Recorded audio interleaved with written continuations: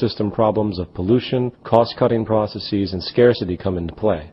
Water covers 70% of the Earth's surface. Technological advancements such as desalination processes can make fresh drinking water both from seawater and even brackish sources using reverse osmosis.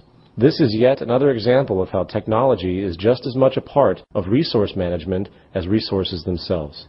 The idea that usable water is scarce is true only in relationship to the limited methods we are currently using, coupled, of course, with the gross industrial pollution that goes on daily. Food production is also expanding within the technological spectrum, creating vast new methods of cultivation. For instance, the Earth's surface is indeed being abused, with its precious topsoil being corrupted by different agricultural methods. According to some reports, we are losing topsoil at a rate of 1% a year, while the National Academy of Sciences has determined that the cropland in the U.S. is being eroded at least 10 times faster than the time it takes for lost soil to be replaced. Fortunately, scientists have devised a new form of soilless agriculture called hydroponics. This powerful new medium leaves a sea of options for the human population, for not only in compensating for the damage we have caused, but also by expanding the possibility of when and where food can be grown. With hydroponic agriculture, we could theoretically grow food in the middle of the desert with proper irrigation or by tapping down to the water table. The bottom line is that food, air, and water are only as scarce as we decide they are. If we choose to become intelligent and strategic with our production and preservation methods, while taking full advantage of scientific inventions that maximize our production capabilities, reducing waste and inefficiency, we can provide for the planet's people many times over.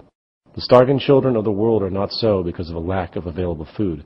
It is their lack of purchasing power, not scarcity, which causes the needless deaths of millions a year. The means for social evolution. In this section, we are going to consider more specifically what it is we actually want and need in this world. What do we value in life? While there are many broad opinions in this regard, most people would prefer that they have clean air and water, nutritious food, material abundance, fast, clean, and efficient transportation, irrelevant education, public health care, the end of war, an environment that enables us to constantly improve our abilities, human extensionality, reduced stress, and reduced crime. We would consider these necessities and aspirations our goals. With our basic goals denoted, we must then think about the methods to be used in order to accomplish those goals. Unequivocally, the scientific method is the most powerful tool we know.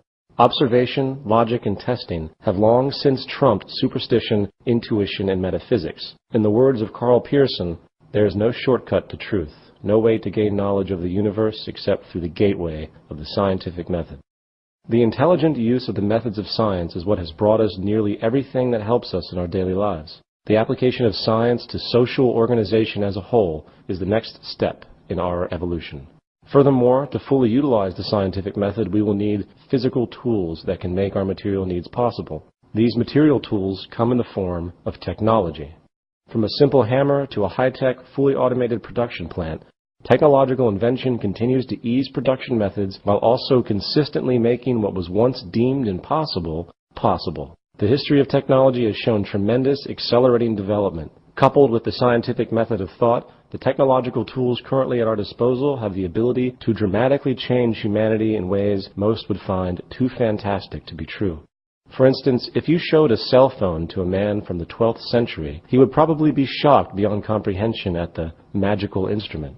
Science and technology has continued to defy prior assumptions of possibility and will continue to do so. It can seize understandings and methods. Now, coming back to our larger point, the three attributes of personal and social evolution are thus our goals, the method of thought, and the tools to get it done. We define our goals based on what we value. We utilize the scientific method to solve problems and create hypotheses, and we harness technology to make the goal a reality. Part 3. A resource-based economy. In this section, we are going to address the Venus Project and its advocation of a new social system called a resource-based economy. We will describe its basis in regard to industry and labor, specifically discussing the role of technology and automation, while isolating the 5 most important steps to achieving the most efficient and effective production methods possible. Then we will address the role of so-called government in this new system, explaining the arcane nature of the institution as it exists today, and how, through the use of advanced decision-making methods, we will be able to remove the dangerous subjectivity and self-interest currently at work, and rather we will arrive at decisions based on the scientific method with the use of computer technology. A resource-based economy utilizes existing resources rather than commerce. All goods and services are available without the use of currency, credit, barter, or any other form of debt or servitude. The aim of this new social design is to free humanity from the repetitive, mundane, and arbitrary occupational roles which hold no true relevance to social development, while encouraging a new incentive system that is focused on self-fulfillment, education, social awareness, and creativity, as opposed to the shallow and self-centered goals of wealth, property, and power which are dominant today. The Venus Project recognizes that the Earth is abundant with resources, and that our outdated methods of rationing resources through monetary control are no longer relevant. In fact, they are very counterproductive to our survival. The monetary system was created thousands of years ago during periods of great scarcity. Its initial purpose was as a method of distributing goods and services based on labor contributions. It is not at all related to our true capacity to produce goods and services on this planet. The bottom line is that physical survival and quality of life is based solely on our use, management, and preservation of the Earth's resources. Now, with our ever-growing scientific ingenuity to utilize those resources in the most humane, technologically constructive, and strategic ways, the tradition of labor for money and money for resources now has no legitimate basis. Industry and labor. As expressed previously, statistics have shown that human beings are increasingly being replaced by automated machines in the workforce, causing unemployment and hence a reduction in the purchasing power of the citizenry, slowing so-called economic growth. Consequently, we are now seeing a deliberate stifling and withholding of technological development for the sake of keeping people employed. It's like having an electric drill available during a job, but instead you use a manual drill because you want to get paid for more hours. It is nothing but absurd and irresponsible to slow and ignore technological development in order to preserve an outdated social system. We need a social design that focuses on maximizing our technological abilities for the sake of freeing humanity from drudgery and increasing productivity to its highest potential. Anything less is really unacceptable. Now, for the sake of argument, let's completely forget about our current monetary-based social system and take a fresh look at modern industrial production methods as would be implemented in a resource-based economy. The question to consider is, how do we design a production system that maximizes high-quality output, reduces waste, considers the dynamic equilibrium of the Earth, and reduces repetitive and mechanical human labor? Based on the scientific method, here's how the logical reasoning for industrial production methods would unfold. Step 1. Survey the planetary resources. Step 2. Decide on what needs to be produced, oriented by a priority ranging from bare necessities, such as food, water, shelter, to utility-based production items, such as raw materials, automation machines, and technological development, to production items used for non-utility-based purposes, such as entertainment media, radios, musical instruments, etc. Step 3. Optimization of production methods while maximizing the product's lifespan. Step 4. Distribution methods for human access. Step 5.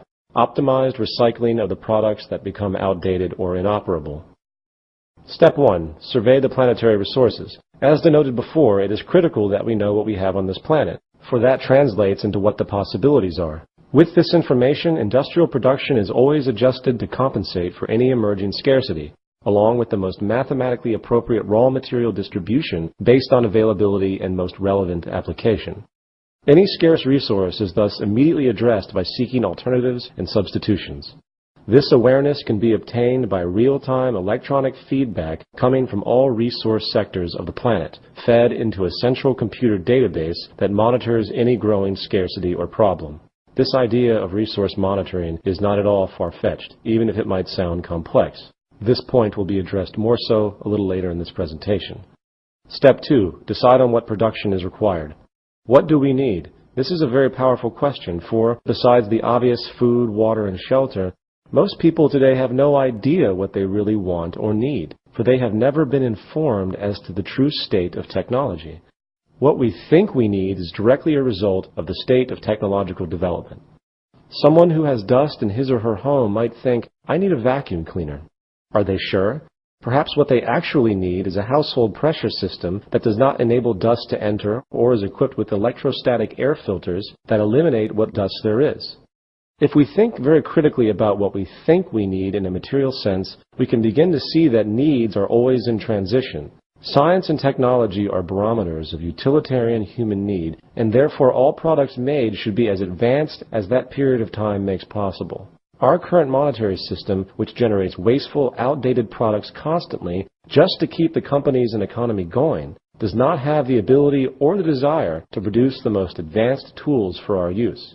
This is because the majority of the products produced today would not exist if society focused on what would best serve the needs of society itself. Step 3. Optimization of production methods, maximizing product lifespan. If I was going to build myself a desk, I would try to make sure that desk would last as long as possible. That makes sense, right? If the desk breaks, that means I would have to build another one at the cost of more labor. It would seem logical that everything produced in society would have the longest possible lifespan that is technically possible.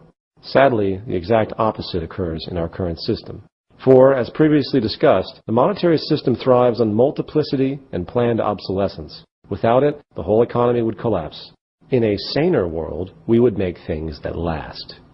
The optimization of production methods is about using the most powerful materials and methods while outputting the most long-lasting and effective products. Furthermore, human labor is not only currently being replaced by machines because it is more cost-effective in the profit system, machine labor is actually much better than human labor, and output statistics have shown this continually. This, of course, should be of no surprise. For a machine does not get tired, and it is always more accurate and consistent than a human mechanically. High-efficiency labor automation coupled with the scientifically managed resource abundance will allow for a fluid, near-scarcity-less environment which could be operated by only a small fraction of the population. Step 4. Distribution methods for human access. Distribution methods would also depend on the state of technology. For instance, production could theoretically become so streamlined that a product is only created when the request is actually made. Regardless, warehouse-like distribution centers, along with automated delivery, would be the most simplistic way for now. Also, since there is no money used in this system, there is little need for a person to hoard their items, and there is also no reason for a person to steal something that is available to everyone, and they certainly couldn't sell it. Also, in light of the fact that all goods in a resource-based economy are designed to last as long as possible, the consumer culture values that exist today would also be outgrown. Not to mention all the other value distortions imposed by advertising today, which makes people feel greedy, inferior, or inept. Advertising would not exist in this new system, outside of general product information available to a person who thinks they might need it. To obtain a product, a person would likely just go online, search for the item's functionality, select the item and request it. It would be available for pickup or delivery soon after. Step 5. Optimized recycling of the products that become outdated or inoperable. This step actually begins at the production stage, for each product designed has had incorporated into it the consideration of recycling. Nothing ever used in production would be unsustainable or unrecyclable in some way. This is strategically considered to make sure that all older products are reused to the maximum amount enabled by known methods, reducing waste. Now, one of the more confusing and difficult components for many to consider has to do with the deliberate focus of using machines to replace human labor whenever possible.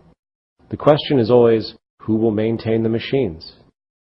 Machinery today is now being combined with computerization. Essentially, a computer is the brain of the machine, and it instructs the machine what to do. This combination of machine and computer intelligence could be termed cybernation. Cybernated machines today are probably the most powerful and influential invention humanity has ever created. The possibilities of these tools are on pace to changing the entire fabric of society, beginning first with the freeing of the human labor force. In the words of Albert Einstein, ultimate automation will make our modern industry as primitive and outdated as the Stone Age man looks to us today. This reality is not something we should fight. We should embrace it emphatically. Cybernation is the emancipation proclamation for humankind, freeing us from the drudgery of common labor, opening new horizons for human creativity and exploration. These cybernated machines far exceed the physical accuracy and endurance of the human body. while also being able to compute at incredible